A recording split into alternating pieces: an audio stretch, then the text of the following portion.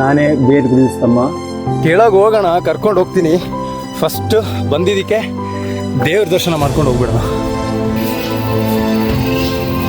ನೋಡ್ತಾ ಇದ್ದೀರಾ ಹೊಟ್ಟೆ, ಇದೆರಡು ಉಜ್ಕೊಂಡ್ರೆ ಯಾವ ಹೊಟ್ಟೆನೂ ಬಚ್ಚಲ್ಲ.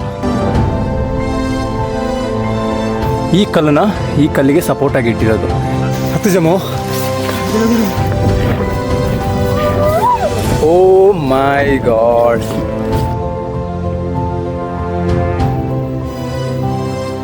ಈಗ ನಾವು ಹೋಗ್ತಿರೋದು ಹುಲಿ ಗುಹೆ ಒಳಗಡೆ.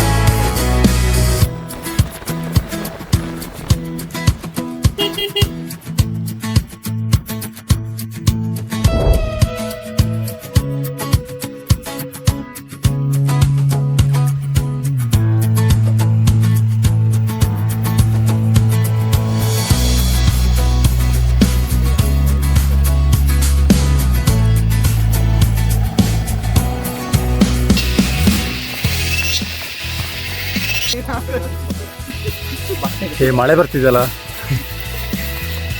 ಮಳೆಯಲ್ಲಿ ಹೋಗೋದೇ ಒಂದು ರಸ, ಒಂದು ಗೌಜಿ. ಜಮ್ಮು, ನಾನು ಮಾತ್ರ ರೈನ್ ಕೋಟ್ ಹಾಕೊಂಡು ಬಂದಿದ್ದೀನಿ. ಇಬ್ಬರದ್ದು ಅವಸ್ಥೆ ಇವತ್ತು ನನಗೆ ನೋಡೋಕ್ಕಾಗಲ್ಲ. ನಾನು ಮಾತ್ರ ಹುಷಾರಾಗಿ ಗಂಬೂಟೆಲ್ಲ ಫಿಟ್ ಮಾಡ್ಕೊಂಡು ಬಂದೆ. ಇಲ್ಲಿ ನೋಡಿ ನಮ್ಮ ಬಾಯ್ ನೋಡಿ ಯಾವ ಶೂಸ್ ಹಾಕೊಂಡು ಬೆಟ್ಟ ಹತ್ತಿದ್ದಾನೆ ಅಂತ. ಮಳೆಗಾಲದಲ್ಲಿ ಸ್ಪೆಷಲ್ ಆಗಿ ಈ ಥರ ಶೂಸ್ ಹಾಕೊಂಡು ಬರಬೇಕು ನೋಡಿ, ವೈಟ್ ಶೂಸ್.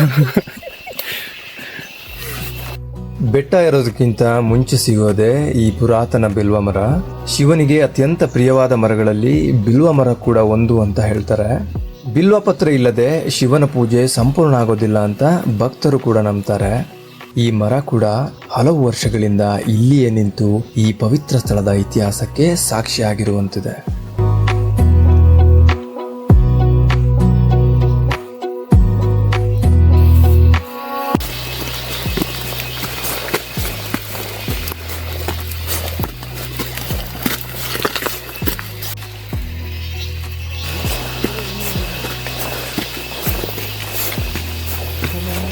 ನಾವು ಹತ್ತಿರೋ ಬೆಟ್ಟ ಅಪ್ ಆ್ಯಂಡ್ ಡೌನ್ 4 ಕಿಲೋಮೀಟ್ರ್ ಆಗುತ್ತೆ.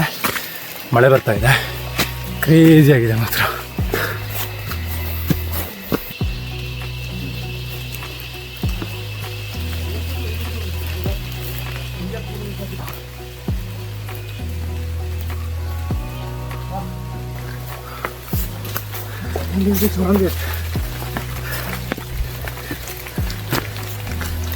ಗೈಸ್, ಈ ಜಾಗಕ್ಕೆ ನಾನು ಫಸ್ಟ್ ಟೈಮ್ ಬಂದಿರೋದು ಸಣ್ಣ ವಯಸ್ಸಲ್ಲಿದ್ದಾಗ. ಸ್ಕೂಲ್ಗೆ ಹೋಗೋ ಟೈಮಲ್ಲಿ ನನ್ನ ಫ್ರೆಂಡ್ದೊಂದು ಬರ್ಡೇ ಇತ್ತು. ಆ ಬರ್ಡೇಗೆ ಫಸ್ಟ್ ಟೈಮ್ ನನ್ನ ಫ್ರೆಂಡ್ಸ್ ಎಲ್ಲ ಸೇರಿ ಈ ಕಡೆ ಕರ್ಕೊಂಡು ಬಂದಿದ್ರು. ಕಾಲೇಜಲ್ಲಿ ಇರಬೇಕಾದ್ರೆ ಕ್ಲಾಸ್ ಬಂಕ್ ಮಾಡಿ ಇಲ್ಲೇ ಕೂರ್ತಾಯಿದ್ದೋ. ಇವಾಗ ಕೆಲಸ ಮಾಡ್ತಾಯಿದ್ದೀವಿ, ಬಂದಿದ್ದೀವಿ.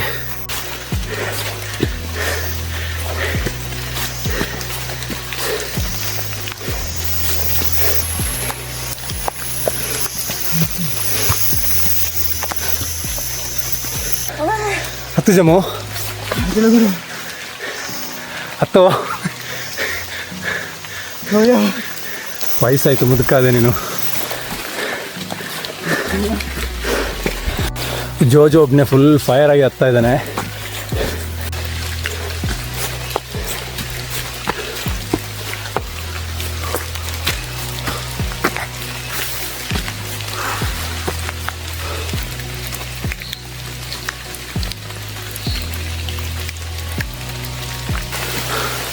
ಮ್ಯಾಟ್ರ್ ಏನು ಗೊತ್ತಾ, ನೀರು ತೊಗೊಂಡು ಬರೋಕ್ಕೆ ಮರ್ತೋದು. ಒಬ್ಬೊಬ್ರಿಗೆ ಒಂದೊಂದು ಲೀಟ್ರ್ ನೀರಾದರೂ ಬೇಕಿಲ್ಲಿ. ಬಟ್ ಬರೋ ಎಕ್ಸೈಟ್ಮೆಂಟಲ್ಲಿ ಮರ್ತೇ ಹೋದು.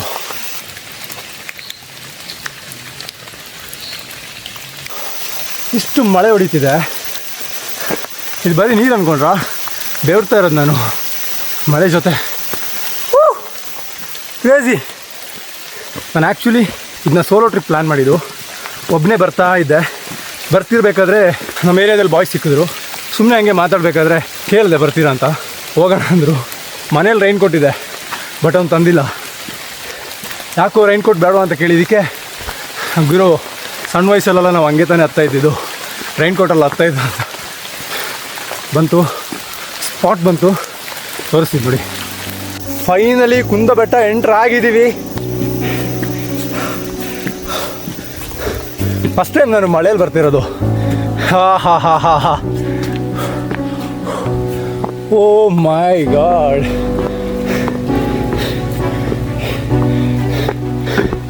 ಮಾನ್ಸೂನಲ್ಲಿ ಬರೋ ಫೀಲ್ ಇದೆಯಲ್ಲ ದೇವ್ರೆ.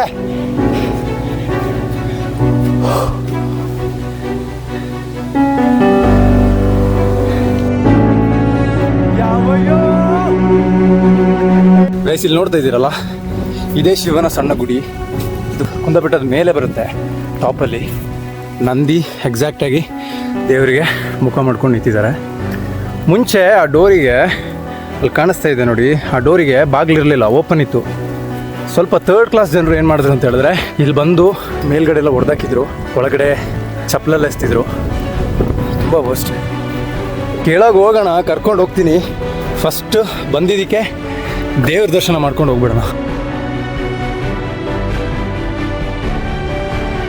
ಈ ದೇವಸ್ಥಾನದಲ್ಲಿರೋ ಕಂಬಗಳ ಮೇಲೆ ನಿಮಗೆ ತುಂಬ ರೈಟಿಂಗ್ಸ್ಗಳು ನೋಡೋಕ್ಕೆ ಸಿಗುತ್ತೆ. ಅಂದರೆ ಕಲ್ಲಿನ ಮೇಲೆ ಕೆತ್ತಿರೋ ಬರಹಗಳನ್ನು ನಿಮಗೆ ನೋಡೋಕ್ಕೆ ಸಿಗುತ್ತೆ. ಆ ರೈಟಿಂಗ್ಸ್ನ ನಾವು ಶಾಸನ ಅಂತ ಕರಿತೀವಿ. ಶಿವಲಿಂಗ ನೋಡ್ಬೋದು ನೀವು. ಅದರಲ್ಲಿ ಏನೆಲ್ಲ ಇನ್ಫಾರ್ಮೇಷನ್ ಇರ್ತಾ ಇತ್ತು ಅಂದರೆ, ಯಾವ ರಾಜನ ಆಳ್ವಿಕೆಯಲ್ಲಿ ಈ ದೇವಸ್ಥಾನವನ್ನು ಕಟ್ಟಿದ್ರು, ಆ್ಯಂಡ್ ಯಾರೆಲ್ಲ ಈ ದೇವಸ್ಥಾನಕ್ಕೆ ಡೊನೇಷನ್ ಕೊಟ್ಟಿರ್ತಾರೆ, ಇಲ್ಲಿನ ಧಾರ್ಮಿಕ ಆಚರಣೆಗಳ ಬಗ್ಗೆ ಬರೆದಿರ್ತಾರೆ, ಆ್ಯಂಡ್ ಆ ಕಾಲದಲ್ಲಿ ನಡೆದಿರೋ ಹಿಸ್ಟ್ರಿಗಳ ಬಗ್ಗೆ ಬರೆದಿರ್ತಾರೆ. ಈ ತರಹದ ಇಂಪಾರ್ಟೆಂಟ್ ವಿಷಯಗಳನ್ನ ಕಲ್ಲಿನ ಮೇಲೆ ಬರೆದಿರ್ತಿದ್ರು. ಕ್ರೇಜಿ ಅಲ್ವಾ? ಅದಕ್ಕೆ ಹೇಳೋದು ಓಲ್ಡ್ ಈಸ್ ಆಲ್ವೇಸ್ ಗೋಲ್ಡ್ ಅಂತ. ಇನ್ನೊಂದು ಇಂಪಾರ್ಟೆಂಟ್ ವಿಷಯ, 2024ರಲ್ಲಿ ಈ ಬೆಟ್ಟದ ಕೆಳಗಿರೋ ಒಂದು ಕಾಫಿ ತೋಟದಲ್ಲಿ ಒಂದು ದೊಡ್ಡ ಬೃಹತ್ ಗಾತ್ರದ ಶಿವಲಿಂಗ ಒಂದು ಸಿಗುತ್ತೆ. ಈ ನ್ಯೂಸ್ ಬಂದು ಲೋಕಲ್ ನ್ಯೂಸ್ ಪೇಪರ್ಲೆಲ್ಲ ಬಂದಿರುತ್ತೆ.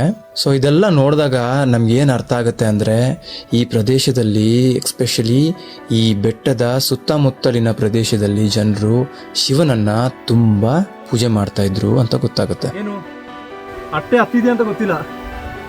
ಓ ಇಲ್ಲೇ ಇದೆ ನೋಡು, ಇಲ್ಲಿ ಹತ್ತಿದೆ. ಹೇಳಿದಷ್ಟೇ ಕಾಲಲ್ಲಿದೆ.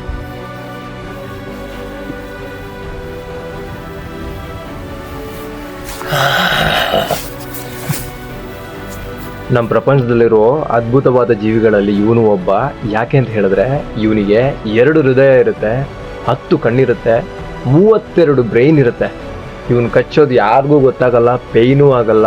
ಕಚ್ಚಿ ಹೋದ್ಮೇಲೆ ಲೈಟಾಗಿ ಇಚ್ಚಿಂಗ್ ಸ್ಟಾರ್ಟ್ ಆಗುತ್ತೆ. ದೇವಸ್ಥಾನದಿಂದ ಸೀದಾ ಲೆಫ್ಟಿಗೆ ತಿರುಗಿದ್ರೆ ಈ ಬ್ಯೂಟಿಫುಲ್ ಸ್ಪಾಟ್ ಸಿಗುತ್ತೆ ನಿಮಗೆ, ಬ್ಯೂಟಿಫುಲ್ ವ್ಯೂ ಸಿಗುತ್ತೆ. ಸ್ವಲ್ಪ ಹುಷಾರಾಗಿ ಹೋಗ್ಬೇಕು, ಕಲ್ಲೆಲ್ಲ ಜಾರುತ್ತೆ ಈ ಟೈಮಲ್ಲಿ.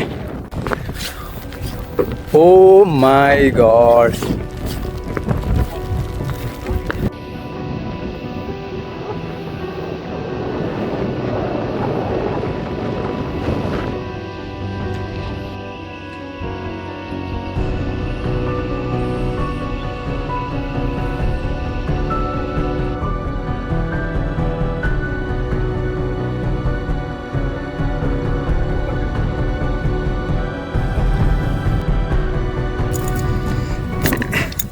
ಗೈಸ್, ಇದೇನು ಜ್ಯೂಸ್ ಮಾಡೋಕ್ಕೆ ಅಂತ ಅನ್ಕೊಂಡ್ರ? ಅಲ್ಲ, ಇದು ಹೊಟ್ಟೆಗಿರೋ ಮೇಯ್ನ್ ಮದ್ದು. ಉಪ್ಪು ಪ್ಲಸ್ ಸಿಟ್ರಿಕ್ ಇದೆರಡು ಉಚ್ಕೊಂಡ್ರೆ ಯಾವ ಹೊಟ್ಟೆನೂ ಕಚ್ಚಲ್ಲ.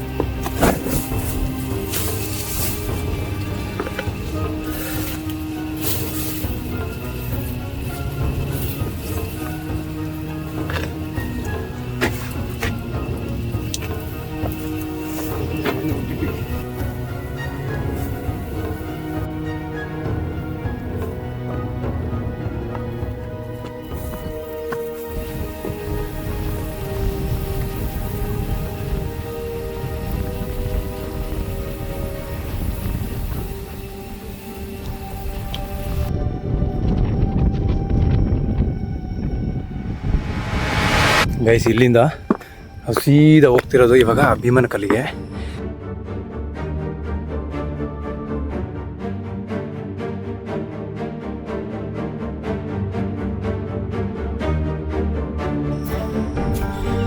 ಇದು ನಾವು ಹತ್ಕೊಂಡು ಬಂದಿದ್ದ ಜಾಗ. ಇದರಿಂದ ಸ್ವಲ್ಪ ಕೆಳಗಡೆ ಈ ಕಡೆ ಒಂದು ಜಾಗ ಇದೆ, ತೋರಿಸ್ತೀನಿ ಬನ್ನಿ.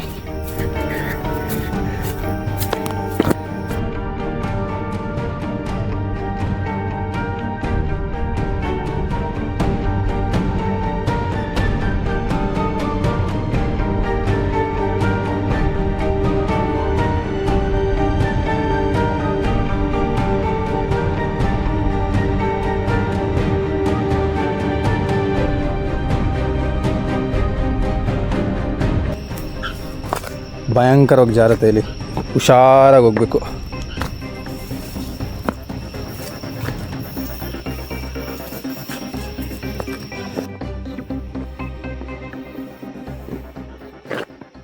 ಸಾವಿರಾರು ವರ್ಷಗಳ ಹಿಂದೆ ಮಹಾಭಾರತದ ಕಾಲದಲ್ಲಿ ಪಾಂಡವರು ವನವಾಸದಲ್ಲಿದ್ದಾಗ ಈ ಬೆಟ್ಟಕ್ಕೆ ಬಂದಿದ್ರಂತೆ. ನೀವು ನೋಡಿದ್ರಲ್ವ ಶಿವನ ಗುಡಿ, ಅದನ್ನ ಸ್ವತಃ ಪಾಂಡವರೇ ಕಟ್ಟಿರೋದು ಅಂತ ಇಲ್ಲಿಯ ಸ್ಥಳೀಯರು ಹೇಳ್ತಾರೆ. ಈ ಬೃಹತ್ ಗಾತ್ರದ ಕಲ್ಲನ್ನು ಭೀಮನ ಕಲ್ಲು ಅಂತ ಕರೀತಾರೆ.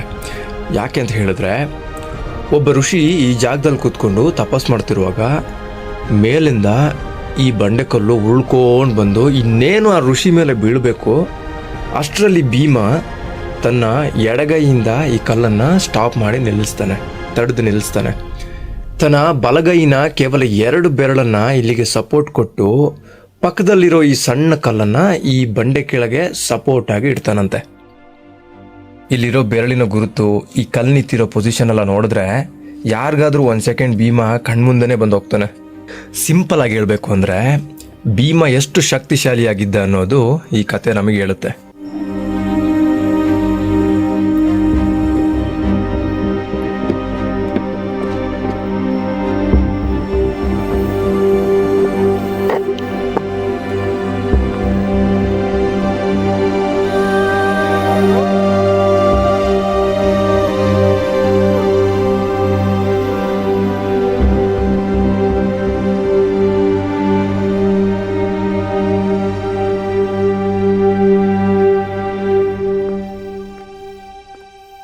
ಭೀಮನ ಕಲ್ಲು ನೋಡಿ ಆಯ್ತಲ್ವಾ.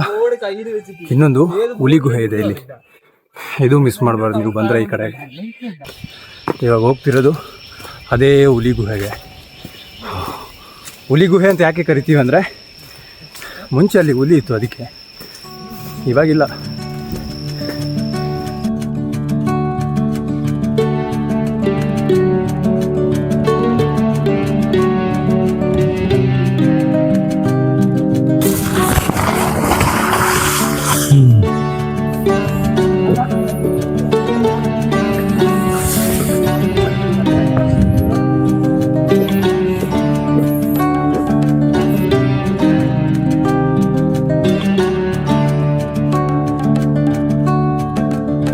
ಸ್ಮಾಲೆಸ್ಟ್ ಅಟ್ಟೆ.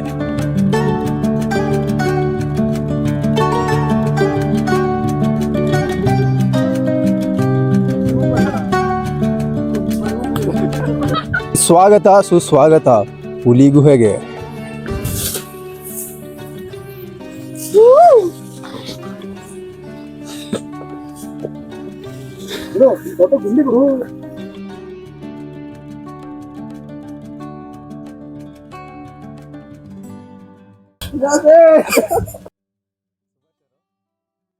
ಮಂಜುಮಲೆ ಬಾಯ್ಸ್ ಮೂವಿ ನೋಡಿದ್ದೀರಾ? ಇವಾಗ ನೋಡ್ಕೊಳ್ಳಿ, ನಮ್ಮ ಜಮ್ಮು ಅದೇ ತರ ಹೋಗಿ ಗುಂಡಿಯೊಳಗೆ ಬೀಳ್ತಾನೆ. ನಾವು ಕರೆಯೋದೇನಿಲ್ಲ, ಬಿಟ್ಟು ಹೋಗ್ತಾ ಇರೋದೆ ಮನೆಗೆ. ಅಲ್ಲಿ ಬಟ್ಟೆ ಹುಡುಕ್ತಾ ಇದ್ದಾನೆ ನೋಡಿ, ಪ್ಯಾಂಟಲ್ಲಿ.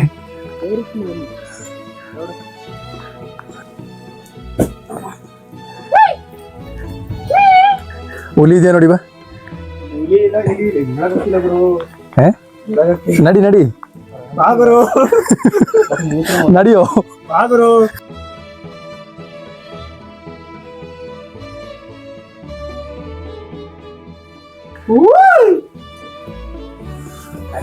Side side side side side guys, ನಾನೇ ಬೇರ್ ಗ್ರಿಲ್ಸ್ ತಮ್ಮ.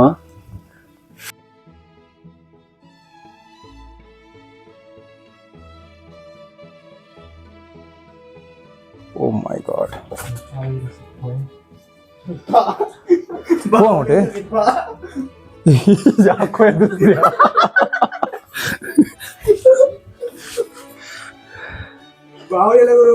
ಹೋಗೋಣ ಹೋಗೋಟೆ ಕಡಿಕೋಡ ಖಚಿತನೋ ಇದು ಯಾವ ಟೈಪ್ ಇದು? ಇದು ರಕ್ತ ಕುಡಿಯೋ ಬಾವಲಿ ಅಂತ.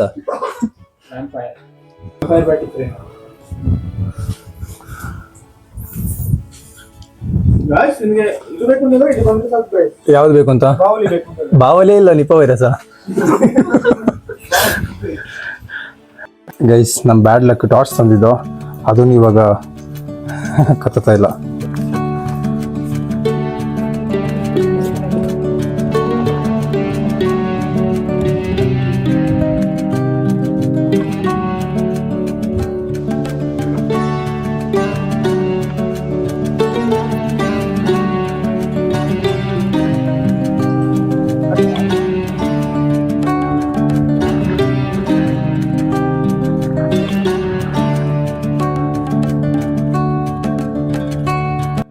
ಗೈಸ್ ಫೈನಲಿ ಇವತ್ತಿನ ನಮ್ಮ ಒನ್ ಡೇ ಬ್ಯೂಟಿಫುಲ್ ಟ್ರಿಪ್ ಇಲ್ಲಿಗೆ ಕಂಪ್ಲೀಟ್ ಆಗಿದೆ. ಸೊ ನಿಮಗೆ ತೋರಿಸ್ಬೇಕಾದಂಥ ಬ್ಯೂಟಿಫುಲ್ ಜಾಗಗಳನ್ನ ತೋರಿಸಿದೀವಿ. ಸೊ ಇವತ್ತಿನ ಎಕ್ಸ್ಪೀರಿಯನ್ಸ್ ಹೆಂಗಿತ್ತು ಅಂತ ಕೇಳೋಣ ನಮ್ಮ ಬಾಯ್ಸ್ ಜೊತೆ. ಇದು ಆಕ್ಚುಲಿ ಅನ್ಪ್ಲಾನ್ಡ್ ಕಂಪ್ಲೀಟ್ಲಿ. ನಾನು ಆಕ್ಚುಲಿ ಟೌನಿಂದ ಬರೋತ್ತಿಗೆ ಆನ್ ದಿ ವೇ ಜಗನ್ ಸಿಕ್ತು. ಒಂದು ಸಡನ್ ಆಗಿ ಹೇಳ್ದ ಬಾ ಕುಂದ ಬಿಟ್ಟು ಹೋಗೋಣ ಅಂತ. ಏನು ಥಿಂಕ್ ಮಾಡಿಲ್ಲ, ಓಕೆ ಅಂದೆ. ಮತ್ತೆ ಗೊತ್ತಿತ್ತು actually unplanned journey is always the best. Actually ಇವತ್ತು 3 ವೆದರ್ ಒಟ್ಟಿಗೆ ಫೇಸ್ ಮಾಡ್ದಂಗೆ ಆಯಿತು. One is sunny, then rain, now it's mist. ಪ್ಲಾನೇ ಇರಲಿಲ್ಲ ನಾವು 3 ಜನ ಬರಬೇಕು ಅಂತ. ಸೊ ಅದನ್ನೇ ಹೇಳೋದು, ಯಾವತ್ತು ಅನ್ಪ್ಲಾನ್ಡ್ ಜರ್ನಿ ತುಂಬ ಸಖತ್ತಾಗಿರುತ್ತೆ. ಆ್ಯಕ್ಚುಲಿ ನಾವು ಪ್ಲಾನ್ ಮಾಡಿದ್ರೆ ತುಂಬ ಸರಿ ನಾವು ಫ್ರೆಂಡ್ಸ್ ಜೊತೆ ಪ್ಲಾನ್ ಮಾಡಿದ್ದೀವಿ ಅಲ್ಲಿ ಹೋಗ್ಬೇಕು ಇಲ್ಲಿ ಹೋಗ್ಬೇಕು ಅಂತ, ಬಟ್ 90% ಅದೆಲ್ಲ ಫೇಲ್ಯೂರೇ ಆಗಿದೆ, ವರ್ಕೌಟ್ ಆಗಲ್ಲ. ಸೊ ಬರೋ ವಾರ ಇದೇ ಥರ ಒಂದು ಇಂಟ್ರೆಸ್ಟಿಂಗ್ ವಿಡಿಯೋ ಜೊತೆಗೆ ಇನ್ನೊಂದು ಒಳ್ಳೆ ಸ್ಪಾಟಲ್ಲಿ ನಿಮ್ಮನ್ನ ಭೇಟಿ ಆಗ್ತೀನಿ. ಇನ್ನು ನೆಕ್ಸ್ಟ್ ಅನ್ಪ್ಲಾನ್ಡ್ ಜರ್ನಿ ಇದ್ರೆ ಯು ಶಾಲ್ ಮೀಟ್. ಬಾಯ್.